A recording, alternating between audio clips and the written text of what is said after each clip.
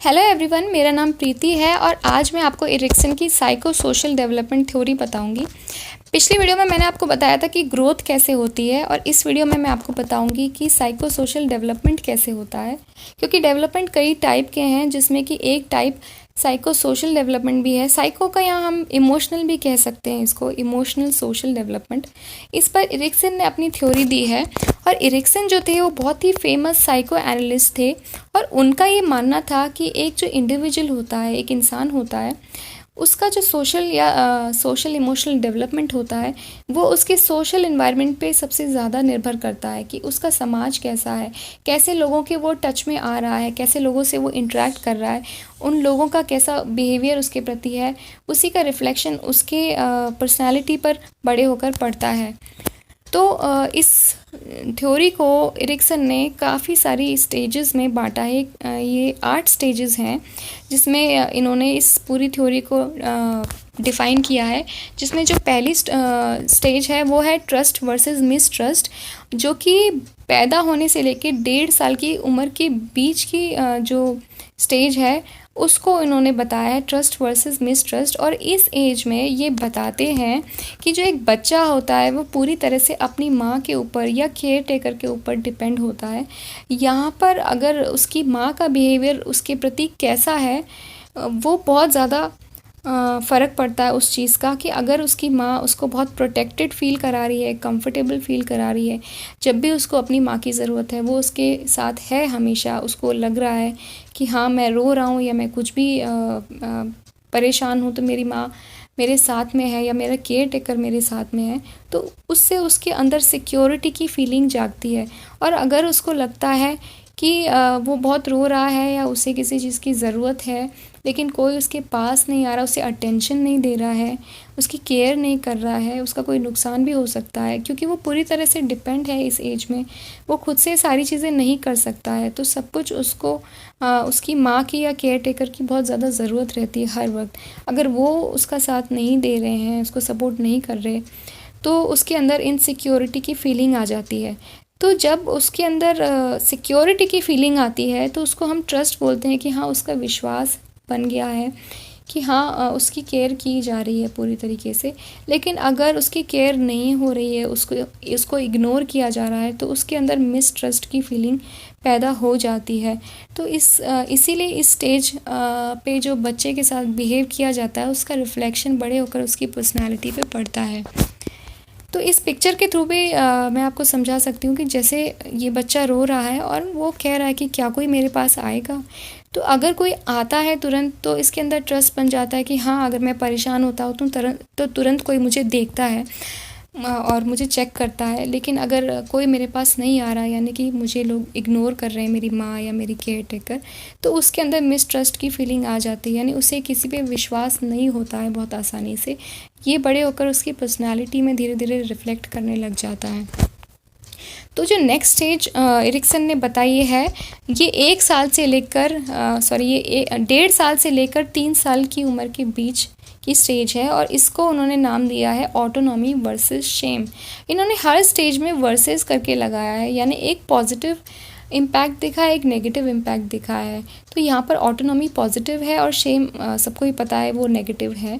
तो यहाँ पर ये स्टेज क्या कह रही है, इस स्टेज में एरिक्सन बोलते हैं कि जो बच्चा है वो खुद से कुछ चीज़ें करना चाहता है, खुद से कुछ स्किल्स सीखना चाहता है, तो उसको वो चीज़ करने दें, या खुद अपनी चीज़ें डिसाइड करना चाहता है कि वो कपड़े, जैसे एग्ज़ाम्पल वो किसी पार्टी में जा रहा है तो वो चाहता है कि उसको खुद चूज़ करने दिया जाए कि वो क्या पहन के जाए, ना कि उसे फोर्स किया जाए कि नहीं तुम यही पहन के जाओगे। या खाने में उसका खुद का मन है कि वो यही खाएगा, ना कि उसे फोर्स किया जाए जो पेरेंट्स बोल रहे हैं कि वो खाना है। इस तरह की फीलिंग उसके अंदर रहती है और अगर उसको वो नहीं करने दिया जाए तो उसको शेम की फीलिंग अपने अंदर आने लगती है कि जैसे कि वो खुद कुछ भी डिसाइड कर ही नहीं सकता है, उसके डिसीजन सब कुछ उसके पेरेंट्स ही लेंगे। तो इस चीज़ से उसको अपने अंदर उसका कॉन्फिडेंस गिरता है, उसको वीक महसूस होता है कि जैसे कि मैं कुछ अच्छा चूज़ कर ही नहीं सकता हूँ, मुझे मतलब अपने डिसीजन में थोड़े से भी खुद नहीं ले सकता हूँ तो उसके अंदर शेम की फीलिंग आती है। लेकिन उसकी डिसीजंस को मान लिया जाता है तो उसको ऑटोनॉमी बोलते हैं। तो पेरेंट्स को थोड़ा ध्यान रखना चाहिए इस स्टेज पर कि जो बिल्कुल ही बच्चों के लिए नुकसानदायक हैं उन चीज़ों को वो ना करने दें, लेकिन जहाँ पर लग रहा है कि ऐसा कुछ ख़ास फ़र्क नहीं पड़ता तो बच्चों को भी अपनी तरफ से थोड़ी चॉइस देने दें कि वो खुद भी चीज़ों को चूज़ करें। तो यहाँ पर इस पिक्चर के थ्रू मैंने स्टेज को समझाया है कि यहाँ पर एक बच्चा अपनी ड्रेस खुद चूज़ कर रहा है कि उसे क्या ड्रेस पहननी है, और यहाँ पर फूड में भी वो चूज़ कर रहा है कि वो कौन सा खाना खाना पसंद करेगा। इनफैक्ट टॉयज़ भी वो सिलेक्ट कर रहा है कि कौन से टॉयज़ उसको पसंद हैं, ना कि ज़बरदस्ती जो टॉयज़ पेरेंट्स ला के दे दें उसी से खेलना है। यहाँ पर पेरेंट्स को देखना चाहिए कि बच्चे का किस टॉय से खेलने का मन है। यहाँ तक कि टॉयलेट ट्रेनिंग, यहाँ पर मास्टरिंग टॉयलेट ट्रेनिंग लिखा है कि वो खुद ही टॉयलेट में अपने आप ही हैंडल करना चाहते हैं, वो पेरेंट्स का सपोर्ट नहीं चाहते हैं। उनका पेरेंट्स कहते हैं कि नहीं तुमसे नहीं होगा, लेकिन वो चाहते हैं कि नहीं वो खुद कर लेंगे, उन्हें करने दिया जाए। और एक और एग्ज़ाम्पल ऐसे भी दिया जा सकता है कि बच्चा, आप अक्सर अपने बच्चे की उंगली पकड़ के चलते हैं, लेकिन वो कई बार आपसे बोलता है कि नहीं उंगली छोड़ दो, मैं खुद चल सकता हूँ, लेकिन आप नहीं मान रहे, उससे डांट रहे कि नहीं तुमसे नहीं होगा है और चुपचाप चलो। तो इससे उसके अंदर शेम की फीलिंग आती है, जैसे कि वो उसका कॉन्फिडेंस गिरता है, जैसे कि वो खुद कुछ कर ही नहीं सकता, वो क्या इतना वीक है, ऐसी फीलिंग उसके अंदर आने लग जाती है। इसीलिए उसको थोड़ा सा खुद भी करने देना चाहिए, लेकिन हाँ आप अपनी निगरानी में हर चीज़ करवाइए, जिससे उसमें ऑटोनॉमी की फीलिंग भी आएगी और उसका कोई नुकसान भी नहीं होगा। तो अगली जो स्टेज है वो है इनिशिएटिव वर्सेस गिल्ट, जो 3 साल की उम्र से लेकर 6 साल के बीच में होती है।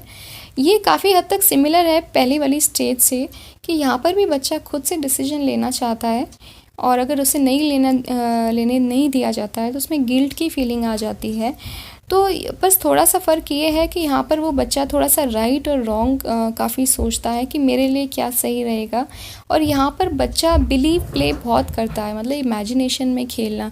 जैसे कि वो एक पेंसिल है, उसको उसने एक कार इमेजिन कर लिया, और एक पिलो को उसने एक माउंटेन इमेजिन कर लिया, और वो उस पेन को उस पिलो के ऊपर चला रहा है, ये सोच के इमेजिन करके कि मैं एक कार को एक माउंटेन के ऊपर चला रहा हूँ। इस तरह घर की वो बहुत सारी चीज़ें, डिब्बा या पेन हो गया या पिलो या बहुत सारी ऐसी छोटी छोटी चीज़ें उठा के ले आएगा, एक जगह नीचे रख लेगा और इमेजिन करेगा उन्हें कुछ ना कुछ, और उससे खेलेगा। जैसे कि आपने लड़कियों को इस एज पे देखा होगा कि वो किचन के जो बर्तन होते हैं छोटे छोटे जो मार्केट में मिलते हैं, उन्हें ख़रीद कर लाती हैं, उससे खेलती हैं और मन में इमेजिन करती हैं कि ये मेरा किचन है, ये मेरी कढ़ाई है और मैं खाना बना रही हूँ। हालांकि उसमें कुछ भी खाना नहीं होता है, लेकिन वो बस इमेजिन करके उसे करना बहुत पसंद करती है। उन्हें अच्छा लगता है बिलीव प्ले करना, कि उन्होंने मान लिया है कि वो हाउसवाइफ है या वो खाना बनाती है, इस तरीके से। तो ऐसे में कभी कभी होता है पेरेंट्स एकदम से आते हैं और उन्हें बहुत बुरा लगता है कि घर की चीज़ें सारी इकट्ठी करके बच्चों ने एक जगह रख दी है, घर फैल गया है, साफ़ नहीं दिख रहा है, तो उन्होंने डांट के वो सारी चीज़ें आपने उठा दी और बच्चे को डांटा कि घर क्यों फैला रहे हो, घर को साफ़ रखो, ये सब हटाओ। तो उनको बहुत ज़्यादा बुरा लगता है कि वो एक इमेजिनेशन में पूरी तरह से डूबे हुए थे, एक गेम खेल रहे थे, और आपने एकदम से उनको ऐसे दिखा दिया था कि वो बिल्कुल इम्पॉर्टेंट ही नहीं था, जैसे जो वो कर रहे थे, लेकिन उनके लिए वो बहुत इम्पॉर्टेंट था। तो आपको यहाँ पर बच्चों की फीलिंग्स का ध्यान बहुत ज़्यादा रखना चाहिए कि इस एज में उनके अंदर बिलीव प्ले बहुत ज़्यादा आ जाता है। तो आप इस चीज़ का पूरा ध्यान रखें, इनफैक्ट खुद उनके गेम में शामिल भी हो तो इससे उनको बहुत अच्छा लगेगा, थोड़ा लगेगा कि हाँ उनको भी इम्पोर्टेंस मिलती है, उनकी भी एक चॉइस है, एक लाइफ है, वो एक लाइफ जीना चाहते हैं। क्योंकि इतने बड़े तो वो नहीं हुए कि रियल की कार वो ले आए, तो वो यही इमेजिनेशंस करते हैं, बस एक प्लास्टिक कार या फिर प्लास्टिक की डॉल से या प्लास्टिक के जो बर्तन हैं उससे ही घर की लाइफ वो खेलते हैं। तो उसमें आप उनको ऐसा फील ना कराएं कि वो बिल्कुल बेकार चीज़ कर रहे हैं, उसका कोई यूज़ नहीं है। उससे उनकी फीलिंग्स को बहुत हर्ट होता है। उनको करने दें वो चीज़ें, और इनफैक्ट आप भी उसमें कोऑपरेट करें, उसके थ्रू, बिलीव प्ले के थ्रू आप बहुत कुछ अपने बच्चों को सिखा सकते हैं। जैसे कि आप एक रबड़ को एक आयनिंग मशीन समझ सकते हैं, प्रेस करने वाली कपड़ों को, और उनको बता सकते हैं कि इसे मत छूइए, इससे आपका हाथ जल जाएगा। तो इस तरीके से बहुत सारी घर की जो चीज़ें, जिन चीज़ों से हार्म होता है, वो आपको बिलीव प्ले से आप भी उनको समझा सकते हैं, उससे वो जल्दी समझ जाएंगे। तो इस चीज़ को आप बेकार वे में आप ना लें। तो जो इसको एक पिक्चर के थ्रू भी समझाया है कि एक बच्चा ये सोच रहा है जो मैं कर रहा हूँ वो गलत है या सही है। तो उसके जो लेफ़्ट साइड में एक सही बोलने वाला है और राइट साइड में एक रॉन्ग बोलने वाला है कि वो गलत है। तो ये आप, जो मैंने अभी पहले आपको बताया कि जो वो कर रहे हैं उसको बिल्कुल ऐसे ना दिखाएं कि वो बिल्कुल गलत है और उसमें कुछ भी फ़ायदा नहीं है। वो एक उनको थोड़ा करने दें, उनका बिलीव प्ले। अभी आगे की जो स्टेज है वो है इंडस्ट्री वर्सेस इन्फीरियॉरिटी, जो कि 6 साल से लेके 12 साल की उम्र के बीच में होती है।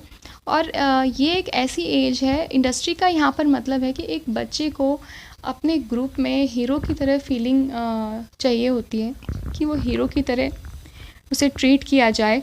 यहाँ पर कि जैसे कि 4-5 बच्चे मिलके बास्केटबॉल खेल रहे हैं, सपोज़ 5 बच्चे मिलके बास्केटबॉल खेल रहे हैं और इसमें 4 बच्चों को बहुत अच्छा बास्केटबॉल खेलना आ रहा है, लेकिन 5वें बच्चे को नहीं आ रहा है।